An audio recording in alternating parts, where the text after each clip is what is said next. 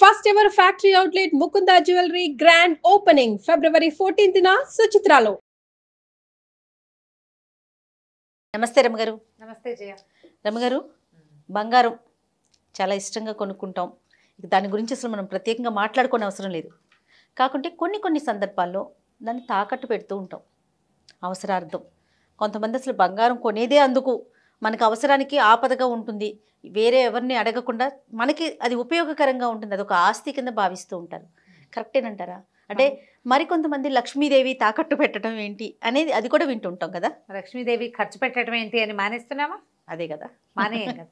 బంగారం ఎప్పుడు పెట్టుబడే చేయ అంటే ఏమనాలి దాన్ని, ఆస్తి, చరాస్తి కింద చూసుకోవాలి బంగారాన్ని. ఎప్పుడు చరాస్తి. ఇప్పుడు మనకి ఆడపిల్లలకి ఆస్తులు ఇవ్వాలని, ఆస్తుపాస్తులు ఉన్నవాళ్ళు ఆడపిల్లలకి పసుపు కుంకాల కింద పొలవాళ్ళు ఇవ్వడాలు అవి మనకు తెలుస్తోంది. ఇప్పుడు కొంతకాలంగా మనకి ఆడపిల్లలకి ఆస్తులు ఇవ్వడం, ఇప్పుడు బాగా అమ్మాయిలకి సగం ఇవ్వడాలు అవి కూడా వచ్చిన చట్టాలు. ఇదివరకటి కాలంలో ఏ ఆడపిల్లకి ఆస్తులు ఇచ్చేవాళ్ళు కాదు.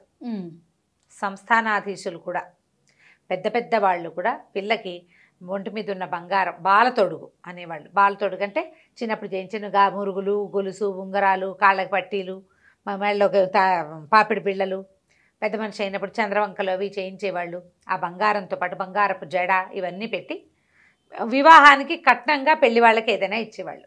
పిల్ల పేరుతోటి ఆస్తి, ఆడవాళ్ళ పేరుతో ఆస్తి ఉండేదే కాదు, లేదు. అప్పుడు వాళ్ళకి ఒంటి మీద ఉన్న బంగారమే వాళ్ళ ఆస్తి. తర్వాత కాలాల్లో భర్తలు చనిపోయినా లేకపోతే పిల్లలు పుట్టక అమ్మాయిని పంపించేస్తే మనోవర్తి ఇవ్వటం. మనోవర్తి అంటే అదే మనోవృత్తి, మీకు కావాల్సినట్టు చేసుకోండి అని అత్తవారింటి నుంచి కొంత ఆస్తి ఆడవాళ్ళ పేరు మీదకి రావడం జరిగేది. ఓకే. అప్పుడు కూడా బంగారమే వాళ్లతో ఉండే ఆస్తి. అత్యవసరమైతే బంగారాన్ని అమ్మేవారు లేదా తాకట్టు పెట్టుకునేవాళ్ళు. ఓ ముక్కపొడకో, ఓ ఉంగరమో, ఓ కాళ్ళకి కడియాలు, వెండి వస్తువులు, కాళ్ళకి ఇంతంతలా కడియాలు వేసేవాళ్ళు. పాంజేబులు ఇంత పెద్దవి 30 తులాల పాంజేబులు, 30 తులాల కడియాలు పెట్టుకునేవాళ్ళు. 60 తులాలు మోసేవాళ్ళు. వాటిని ఎక్కడైనా తాకట్టు పెట్టుకుంటే ఓ 100 రూపాయలు వేస్తే అవసరం గడిచిపోతుంది. పని అయ్యాక మెల్లిగా రూపాయి కోడేసి మళ్ళీ వస్తువు తెచ్చి ఇంట్లో పెట్టుకునేవాళ్ళు. మనకు అవసరం కాదు కదా. ఇది లక్ష్మీదేవే. ఇప్పుడు నువ్వు దాన్ని తాకట్టు పెట్టావు, తాకట్టు పెట్టి నువ్వేం చేస్తావు, డబ్బే తెచ్చుకుంటావు, లక్ష్మీదేవినేగా తెస్తావు, అవసరానికి వాడుకుంటావు. మళ్ళీ ఏం చేస్తావు, దాన్ని వెనక్కి తెచ్చుకుంటావు. ఈ తాకట్టు పెట్టే వ్యవహారాలు ఏంటంటే అమ్మేయటం కంటే తాకట్టు బెటరు. తాకట్టు ఉంటే ఆ వస్తువు మనకి కావాలన్న ఆకాంక్ష ఒకటి ఉంచుకోవాలి, దాన్ని వెనక్కి తెచ్చుకోవాలి. పల్లెటూళ్ళలో కూడా ఇప్పుడు రైతులు ఉంటారా, క్రాప్ లోన్లు తీస్తారు, ఆ డబ్బులు సరిపోవు. బంగారాలు, నాంతాళ్ళు, పుస్తెల తాళ్ళు కూడా పెడతారు జయ.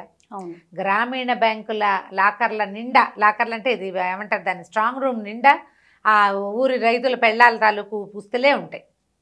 బకరైతులు పాపం డబ్బులు అవసరం, మళ్ళీ ధాన్యం వచ్చాక డబ్బులు కట్టేసి పెద్ద నాటికి సూత్రాలు పుస్తలు తెచ్చేస్తారు, పుస్తలతో సహా పెట్టేస్తారు. లేదా పుస్తలు ఉంచుకుని నాంతాళ్ళు పెట్టుకుంటారు. బంగారం డబ్బులు ఉన్నప్పుడు చేయించుకుంటే అవసరమైతే బంగారం ఆదుకుంటుంది. ఇప్పుడు నేను 1 ఎకరం పొలం కొనుక్కున్నాం మనం అనుకో, బంగారం అప్పటికప్పుడు అమ్మడానికి ఎకరం పొలానికి నీకు రేట్ రాదు. అవును. తాకట్టు పెట్టడం, పొలాలు తాకట్టు పెట్టుకునే వాళ్ళు తక్కువ దొరుకుతారు, ఎక్కువ మంది ఉండరు, అమ్మలేకపోతాం. పైగా పొలాలు ఎప్పుడు కూడా అమ్మబోతే అడవి, కొనబోతే కొరివి. అవును. అమ్మలేకపోతాం. ఇమీడియట్గా కావాలంటే అక్కడ 10 లక్షలు ఉన్నది మనకు 6 ఇస్తానంటాడు వాడెవడ, మన అవసరాన్ని గ్రహించి. అదే ఇప్పుడు మన బంగారం తాకట్టు పెట్టామనుకో, దానికి ఒక నియమబద్ధమైన రేటు ఉంటుంది బ్యాంకుల్లో, గ్రాముకి ఇంత అని. గ్రాము ఇప్పుడు 5,000 ఉంది జనరల్గా, 3,500 ఎంతో ఇస్తారు. అమ్మేస్తే మనకు 4,500 వస్తుంది అనుకో, 3,500 ఇస్తారు, వడ్డీ వేస్తారు. ఇది ప్లాన్డ్గా తెచ్చుకోవచ్చు కదా. అవును, చాలా మంచి పనే, కానీ అదేమీ చెడ్డ పని కాదు. అయితే కొత్త పెళ్లి కూతురు మనలో బంగారం తీసాడు అని చిన్నబుచ్చుకునే లాంటి మాటలే కానీ అసలు ఆడపిల్లలకి బంగారం పెట్టేదే వాళ్ళ అవసరాలకి ఆదుకోవటానికి. అలాగని మొగుళ్ళు జల్సాలకి, పిచ్చి వేషాలకి వాడతామనకూడదు. Precious thing. అవును, ప్రీషియస్ థింగ్, మన ఆస్తి. దీన్ని అవసరానికి వాడుకో, జాగ్రత్తగా పెట్టుకో అనేది ట్యాగ్ లైన్ దానికి. తాకట్టు పెట్టే నీ ఇష్టం వచ్చినట్టు అమ్మేమని నేను చెప్తున్నాను అనుకోకండి, అది పొరపాటు ఆ మాట. మనం ఒక వస్తువు తాకట్టు పెట్టుకున్నాం, అది మన పిల్లని తీసుకెళ్ళి అక్కడ పెట్టినట్టే. తెచ్చుకోవద్దు దాన్ని వెనక్కి. మరి తెచ్చుకుంటే అది మళ్ళీ గుడ్డు పెడుతుంది నీకు. తెచ్చుకుంటే ఇంకోసారి పెట్టుకుంటాం. ఈ ఏడాది విడిపించుకుంటాం, మీదటికి అవసరపడలా ఆ పై ఏడాదికి పిల్లల పెళ్ళిళ్ళో ఇల్లు కట్టుకుంటున్నామో, ఏదైనా పొలం వ్యవహారమో, మనకే ఏదో వ్యాపారంలో మదుపు కావాలో, ఎవరికైనా ఏదైనా అత్యవసరమైన అప్పు తీర్చాలంటే దీనికి వడ్డీ తక్కువ ఉంటుంది. గ్రామీణ బ్యాంకుల్లో చాలా తక్కువ ఉంటుంది గోల్డ్ లోన్కి, ఇంట్రెస్ట్ రేట్ తక్కువ. ఇప్పుడు ప్రైవేట్ బ్యాంకుల్లో కొంచెం రేట్ ఎక్కువే ఉంటుంది. పల్లెటూరు వాళ్ళకి చాలా వెసులుబాటు. అర్బన్ బ్యాంక్స్లో చిన్న బ్యాంకుల్లో వీలుగా ఉంటుంది. అక్కడ పద్ధతి అది చూపించి వ్యవసాయానికి అని కనుక పెట్టుకుంటే ఇంకా కొంచెం తక్కువ ఇంట్రెస్ట్లో వస్తుంది. అందరూ చేస్తారు జయ, అదేం తప్పు చెడిపోయిన పని కాదు. కాకపోతే ఇలా పెట్టేసి వదిలేయకూడదు. పెద్ద పెద్ద పాన్ బ్రోకర్ల దగ్గర అక్కడ పెడితే బంగారం వదిలిపెట్టేయాల్సి వస్తుంది. కొంతమంది బయట మార్వడీస్ దగ్గర పెట్టేస్తా ఉంటే రమ్మగారు, అంటే పేరు అనొచ్చు అనకూడదు కానీ బయట షాపుల్లో చిన్న షాపుల దగ్గర పెట్టినప్పుడు వాళ్ళు రేట్ ఆఫ్ ఇంట్రెస్ట్ కూడా ఎక్కువ ఉంటుంది, ప్లస్ తెచ్చుకోలేకపోవటం. తర్వాత నాకు అనిపిస్తుంది వడ్డీ ఎప్పటికప్పుడు కట్టుకుంటా ఉంటే ఏ నెలక ఆ నెల కట్టేస్తూ ఉంటే ఒకేసారి ఎక్కువ అవ్వదు. అవును, వస్తువు మన దగ్గర డబ్బులు ఉన్నప్పుడు తెచ్చుకోవచ్చు. అంటే ప్రైవేట్ దగ్గర కాకుండా, ప్రైవేట్ వ్యక్తుల దగ్గర కాకుండా మనం కనుక బ్యాంకులో పెట్టుకోగలిగితే కొంత బంగారానికి సేఫ్టీ ఉంటుంది. వడ్డీ ఇంట్రెస్ట్ కట్టేసుకుంటూ ఉంటే ఏ నెల కానేలా ఎక్కడైనా కూడా ఈజీగా, ప్రైవేట్ అయినా బ్యాంక్ అయినా ఏదైనా కూడా ఇంట్రెస్ట్ అనేది ఎవరి మంత్ పే చేస్తూ ఉంటే ఈజీగా ఉంటుంది. భార్యల బంగారం వాళ్ళ సంసారానికి ఉపయోగపడాలి. భర్తల జల్సాలకి తాగుబోతనానికి మాత్రం కాదు. బంగారాన్ని జాగ్రత్త పెట్టుకోండి. కుదిరినప్పుడు కొంచెం కొంచెం గోల్డ్ కొనుక్కోండి. మళ్ళీ ఇందులో రాళ్ళు రప్పలు అవి ఇవి ఉన్నవి కొనద్దు. రాళ్ళు ఉన్న వాటికి ఎక్కువ లోన్ రాదు. అవును, అసలు స్టోన్స్ ఉన్నవి తీసుకోడు కూడా, వెయిట్ తగ్గిపోతుంది. మనం కొనేటప్పుడేమో అదే నేను చెప్పాను, అమ్మబోతే అడవి కొనబోతే కొరివి. రాళ్ళు ఉన్న బంగారానికి కూడా స్టోన్ వస్తువులు, స్టోన్లకి రేటు తరుగు ఎక్కువ, మేకింగ్ ఎక్కువ, గోల్డ్ అని పడతాయా? తీరా మనం బ్యాంక్లో పెట్టకపోతే మనకంత రాదు, మళ్ళీ మనకు రాదంతా.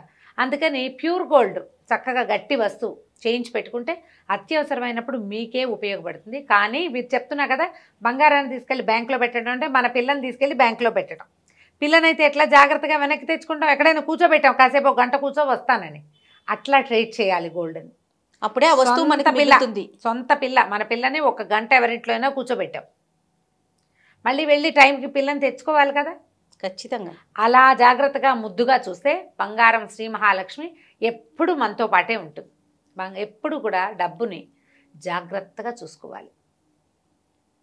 పారేయచ్చు, సరైన చోటు చూసి పారే, విసిరేసేయి, సరైన చోటు చూసి విసురు, బాగా ఖర్చు పెట్టు, సరైన ఖర్చు చెయ్యి, మదుపు పెట్టు, సరైన చోటు చూసి పెట్టు.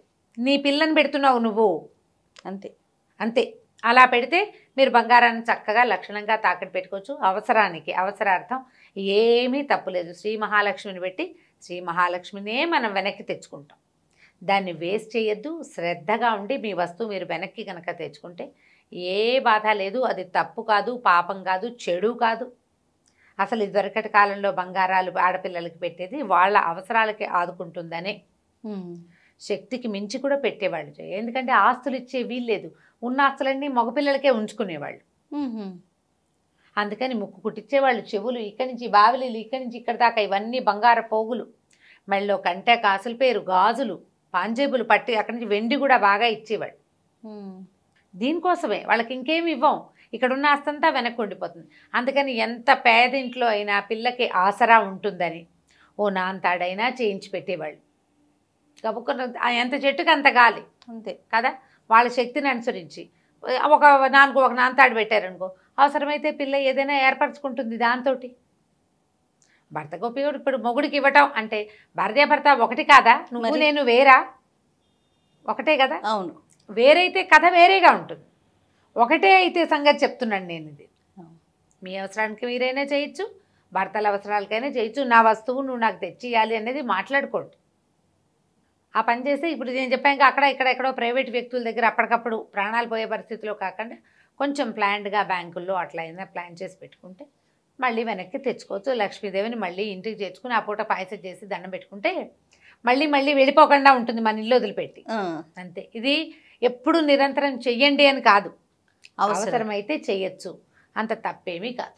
నమస్తే రమ్మగారు. నమస్తే.